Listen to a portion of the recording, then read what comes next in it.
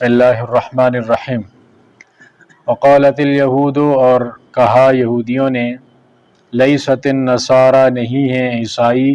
علی شیء، کسی چیز پر، کسی عقیدے پر یا کسی دین پر۔ وقالت النصارى، اور کہا عیسائیوں نے، لیست الیہود، نہیں ہیں یہودی، علی شیء، کسی چیز پر۔ وہم، اور وہ، یتلون الکتاب، پڑھتے ہیں کتاب کو۔ کذالک، اسی طرح، قال الذین، کہا ان لوگوں نے، لا یعلمون، جو علم نہیں رکھتے، مثل قولہم، ان جیسی بات۔ فاللہ، پس اللہ تعالی، یحکم، فیصلہ کرے گا، بینہم، ان کے درمیان، یوم القیامت، قیامت والے دن،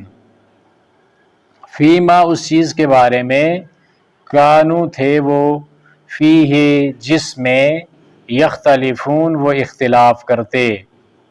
ومن اظلم، اور کون بڑا ظالم ہے، ممن، اس شخص سے، منع، جو روکے، مساجد اللہ، اللہ کی مسجدوں سے، ان یذکر، یہ کہ ذکر کیا جائے، فی اسمہ، اس مسجد میں اس کے نام کا، وسعی، اور وہ کوشش کرتا ہے، فی خرابہا، اس کی بربادی کی،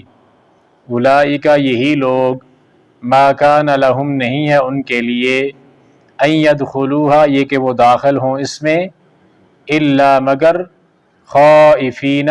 ڈرتے ہوئے، لہم، ان کے لیے، فی الدنیا، دنیا میں،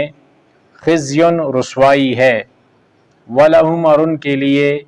فی الآخرۃ، آخرت میں، عذاب عظیم، بڑا عذاب ہے۔ وَلِلَّهِ الْمَشْرِقُ، اور اللہ ہی کے لیے ہے مشرق، والمغرب، اور مغرب، فَأَيْنَمَا، پس جہاں کہیں بھی، تُوَلُّوا، تم منہ کرو، منہ پھیرو، فَثَمَّ وَجْهُ اللَّهِ، پس وہاں اللہ کا چہرہ ہے، ان اللہ، بے شک اللہ تعالی، واسع، وسعت والا ہے، علیم، جاننے والا ہے۔ وقالت الیہود لیست النصارى علی شیء وقالت النصارى لیست الیہود علی شیء، یہ یہودی عیسائیوں کے بارے میں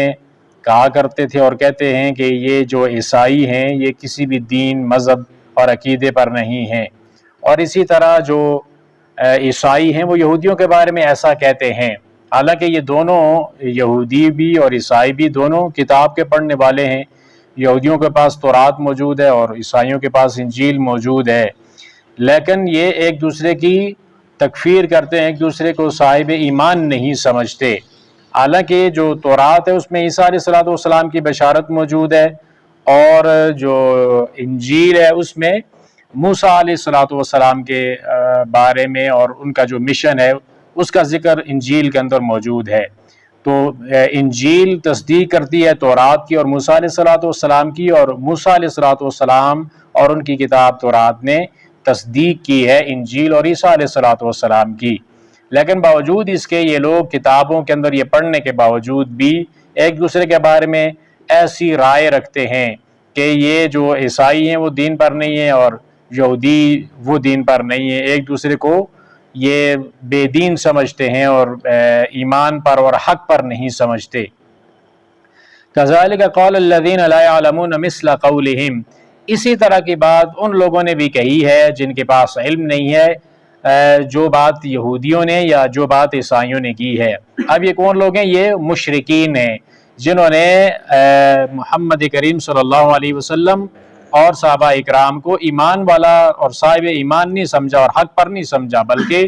وہ یہ سمجھتے تھے کہ وہ جن بتوں کی عبادت کر رہے ہیں اور جن کے سامنے وہ نظر و نیاز کر رہے ہیں اور جن سے وہ مانگ رہے ہیں وہی ان کا اصل دین ہے، اور یہ جو محمد صلی اللہ علیہ وسلم اور صحابہ اکرام جس دین کے اوپر عمل کرنے والے ہیں یہ والا دین جو ہے یہ درست نہیں ہے۔ تو یہ بھی عیسائیوں اور یہودیوں کی طرح اس طرح کی بات ان لوگوں نے پہلے کی ہے جب رسول اللہ صلی اللہ علیہ وسلم مکہ کے اندر موجود تھے۔ فاللہ یحکم بینہم یوم القیامۃ فیما کانوا فیہ یختلفون، تو ان کے درمیان جو اختلاف چل رہا ہے اس کے بارے میں اللہ تعالیٰ نے قیامت والے دن فیصلہ کرنا ہے۔ یعنی یہودی یہ سمجھتے ہیں کہ وہی حق پر ہیں اور عیسائی حق پر نہیں ہیں، عیسائی سمجھتے ہیں کہ وہ حق پر ہیں اور یہودی حق پر نہیں ہیں۔ اسی طرح جو مشرکین ہیں وہ یہ سمجھتے تھے کہ وہ صحیح دین پر ہیں اور جو محمد صلی اللہ علیہ وسلم اور صحابہ کرام وہ صحیح دین پر نہیں ہیں۔ تو یہ والا اختلاف قیامت والے دن اللہ تعالیٰ حل کرے گا، کون حق پر تھا کون باطل کے اوپر تھا۔ ظاہر ہے نبی صلی اللہ علیہ وسلم اور اس کے ماننے والے جو صحابہ کرام ہیں وہ تو دین حق پر تھے، اب اس کے مخالف جتنے بھی لوگ ہیں یہ ان کے اپنے دعوے ہیں، ان کی بنیاد کے اوپر انہوں نے بچنا تو نہیں ہے، بلکہ اللہ تعالیٰ قیامت والے دن ان کا جو معاملہ ہے وہ الگ الگ کرے گا۔ ومن اظلم ممن منع مساجد اللہ ان یذکر فیہا اسمہ وسعی فی خرابہا، اس شخص سے بڑا ظالم کون ہو سکتا ہے جو اللہ کی مسجدوں سے روکے کہ اس میں اس اللہ کے نام کا ذکر کیا جائے اور وہ ان مسجدوں کی بربادی کی کوشش کرتا رہتا ہے۔ تو یہ اس انسان کو سب سے بڑا ظالم کہا گیا ہے، جس طرح کہ شرک کو اللہ تعالیٰ نے سب سے بڑا ظلم قرار دیا ہے، ان الشرک لظلم عظیم، شرک بہت بڑا ظلم ہے، اسی طرح اللہ تعالیٰ نے اس کام کو بھی بڑے ظلم سے تعبیر کیا ہے کہ جو انسان اللہ تعالیٰ کی مسجدوں سے روکتا ہے۔ اب یہ جو مساجدوں سے اللہ تعالیٰ کی جو مساجد ہیں ان سے روکنے کے متعلق جو رائے ہیں وہ ایک تو ابن عباس رضی اللہ تعالیٰ عنہ کہتے ہیں کہ ایک عیسائی بادشاہ نے بیت المقدس پر حملہ کیا اور اسے تباہ کر دیا اور تورات کو اس نے جلا ڈالا، اور وہ اس کے جو مسجد اقصی اور اس کے ارد گرد جو رہنے والے لوگ تھے اس نے ان تمام تر لوگوں کو وہاں سے کسی کو جلا وطن کیا، بہت سارے لوگوں کو قتل کیا اور بہت ظلم و ستم اس نے کیا، اور یہ جو بیت المقدس ہے اس کو بھی اس نے تباہ کر دیا، حتیٰ کہ پھر حضرت عمر رضی اللہ تعالیٰ عنہ کی جب خلافت کا زمانہ آیا تو اس وقت اس بیت المقدس کو آزادی ملی۔ تو ابن عباس رضی اللہ تعالیٰ عنہ فرماتے ہیں کہ اس سے مراد بیت المقدس ہے، یہ مسجد اقصی ہے۔ اور جو سیدنا ابو بکر صدیق رضی اللہ تعالیٰ عنہ جب مکہ کے اندر تھے تو انہوں نے ایک مسجد بنا رکھی تھی جس میں وہ عبادت کرتے تھے، نماز پڑھتے تھے، تو اس کو بھی مشرکوں نے تباہ کر دیا تھا، یعنی اس کی عمارت منہدم کر دی تھی اور اس کو گرا دیا تھا۔ تو یہ اس سے مراد دیگر مساجد بھی ہیں۔ اور پھر 6 ہجری کے اندر جس سال صلح حدیبیہ ہوئی ہے اس سال مسلمانوں کو مسجد حرام کے اندر داخل ہونے سے روک دیا گیا تھا، اور اس کی دلیل سورۃ الفتح کی آیت نمبر 25 ہے، ہم الذین کفروا وصدوکم عن المسجد الحرام۔ تو وہاں پہ مشرکوں نے مسلمانوں کو مسجد حرام کے اندر داخل ہونے سے روک دیا تھا، تو اس سے مراد یہ بھی ہے،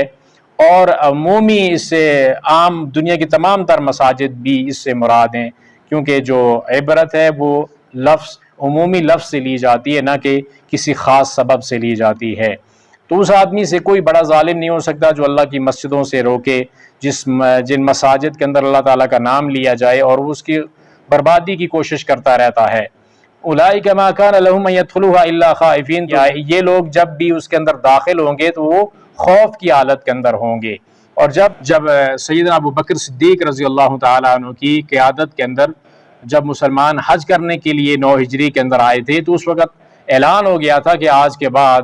کوئی بھی مشرک جو ہے وہ خانہ کعبہ کے اندر داخل نہیں ہوگا، اور نہ ہی اس وقت لوگ ننگے بدن حج بھی کر لیا کرتے تھے اور اس سے بھی پھر منع کر دیا گیا تھا۔ تو وہ لوگ جنہوں نے مسجد حرام سے صحابہ اکرام کو اور اللہ کے نبی صلی اللہ علیہ وسلم کو روکا تھا، تو خود ان کے لیے اس مسجد کے اندر داخلہ بند کر دیا گیا اور خوف کا عالم ان کے اوپر طاری کر دیا گیا۔ لہم فی الدنیا خزی ولہم فی الآخرۃ عذاب عظیم، ایسا کام جو بھی کرتا ہے اس کے لیے دنیا کے اندر رسوائی ہے اور آخرت کے اندر بھی اس کے لیے بڑا عذاب اللہ تعالیٰ نے تیار کر کے رکھا ہے۔ تو اللہ تعالیٰ کی مساجد کو ویران کرنا، ان کو برباد کرنا، یہ کسی بھی صورت کے اندر ہو، ایسا انسان دنیا کے اندر ذلیل و رسوا ہوتا ہے اور آخرت کے اندر بھی اس کے لیے بڑا عذاب ہے۔ وَلِلَّهِ الْمَشْرِقُ وَالْمَغْرِبُ فَأَيْنَمَا تُوَلُّوا فَثَمَّ وَجْهُ اللَّهِ، اللہ ہی کے لیے مشرق اور مغرب ہے، یعنی اللہ مشرق اور مغرب کا مالک ہے، تو تم جدھر بھی جس طرف بھی منہ کرو تو وہاں پہ اللہ تعالیٰ کا چہرہ ہے، اللہ تعالیٰ کا منہ ہے، بے شک اللہ تعالیٰ وسعت والا اور علم والا ہے۔ اب یہ جو فَأَيْنَمَا تُوَلُّوا فَثَمَّ وَجْهُ اللَّهِ ہے کہ تم جدھر بھی منہ کرو گے ادھر ہی اللہ تعالیٰ کا چہرہ ہے، اس سے مراد یہ ہے حضرت عمر رضی اللہ تعالیٰ عنہ ایک دفعہ وہ یہ بیان کرتے ہیں کہ ایک دفعہ رسول اللہ صلی اللہ علیہ وسلم سواری پر نفل ادا کر رہے تھے اور سواری کسی بھی سمت کا رخ کر لیتی تھی، یہ ظاہر ہے سواری راستے کے اندر چل رہی تھی تو اس کا جو رخ تھا وہ کبھی قبلے کی طرف ہو جاتا تھا، کبھی قبلے سے ہٹ جاتا تھا، تو مختلف طرف اس کا رخ ہو جاتا تھا۔ اس وقت آپ رسول اللہ صلی اللہ علیہ وسلم مکہ سے مدینہ کی طرف آ رہے تھے، تو پھر اس کے بعد حضرت عمر رضی اللہ تعالیٰ عنہ نے بیان کرنے کے بعد یہ والی آیت پڑھی اور فرمایا کہ یہ اسی متعلق اتری ہے۔ سنن ترمذی کے اندر کتاب تفسیر کے اندر یہ روایت موجود ہے۔ اور پھر ایک اور سفر کے بارے میں روایت ہے جس میں صحابہ اکرام رسول اللہ صلی اللہ علیہ وسلم کے ہمراہ تھے اور اندھیری رات تھی، اس میں صحابہ اکرام نے وہاں پہ نماز پڑھی، اور جس نے جس طرف ہی سمجھا کہ اس طرف قبلہ ہو سکتا ہے اس طرف اس نے منہ کر کے نماز پڑھ لی، اور وہاں پہ انہوں نے پتھر یا کوئی چیز رکھ کے نشانی رکھ لی۔ اور صبح جب انہوں نے دیکھا کہ بہت سارے ایسے لوگ بھی تھے کہ جن کا رخ قبلے سے ہٹ کر دوسرے کی طرف بھی تھا، تو اس وقت ان کو یہ تردد ہوا کہ ہماری اب نماز کا کیا بنے گا، تو اس وقت یہ آیت نازل ہوئی۔ یہ بھی سنن ترمذی ابواب التفسیر کے اندر یہ روایت موجود ہے۔ اور قتادہ رحمہ اللہ کہتے ہیں کہ یہ منسوخ ہے یہ آیت، اور اس کی ناسخ ہے فولی وجہ کا شطر المسجد الحرام، جہاں پہ اللہ نے یہ حکم دیا ہے کہ نماز کے لیے آپ نے جب بھی آپ نے نماز پڑھنی ہے تو آپ نے رخ جو ہے وہ مسجد حرام کی طرف کرنا ہے۔ اب یہ جو آیت ہے اس سے مراد یہ ہے کہ اگر انسان کہیں پہ بھی نماز پڑھتا ہے اور اس کو قبلے کا تعین کرنے کے اندر کوئی بھی اس سے غلطی ہو جاتی ہے، خطا ہو جاتی ہے، اور وہ نماز پڑھ لیتا ہے، بعد کے اندر اس کو پتہ چلتا ہے کہ میں نے تو قبلے کی طرف نماز نہیں پڑھی، درست سمت نہیں تھی اس کی، تو ایسی صورت کے اندر جب انسان کو علم نہ ہو کہ قبلے کا رخ کس طرف ہے تو یہ چیز قابل گرفت نہیں ہے، بلکہ اس کی وہ جو نماز ہے وہ ہو جائے گی، درست ہو جائے گی۔ تو دوسرا یہ ہے کہ اس اللہ رب العالمین نے جو دوسرا پارہ ہے اس کے اندر جب قبلہ تبدیل کیا گیا ہے تو اس میں 3 جگہوں پر انسان کو، مومنوں کو یہ حکم دیا گیا ہے کہ آپ نے جب بھی نماز پڑھنی ہے تو آپ نے اپنا رخ مسجد حرام کی طرف کرنا ہے۔ تو یہاں پہ اس آیت کا جو صحیح مفہوم اور مطلب یہ بنے گا کہ قبلے کی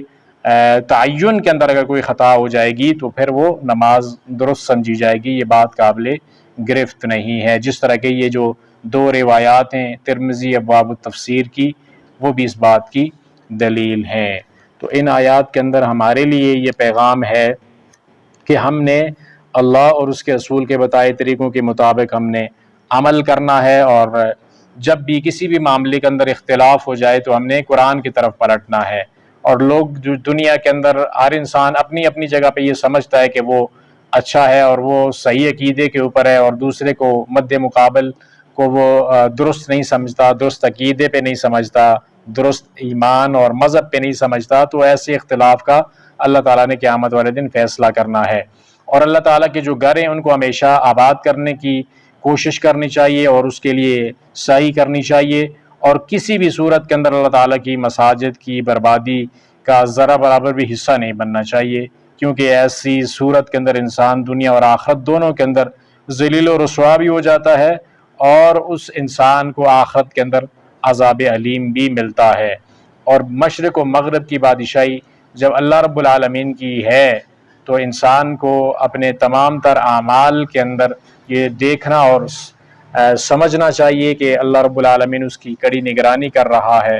نمازوں کی پابندی کرنا اور اللہ رب العالمین کی طرف متوجہ ہونا، اور عبادت میں جو اللہ تعالیٰ نے قبلہ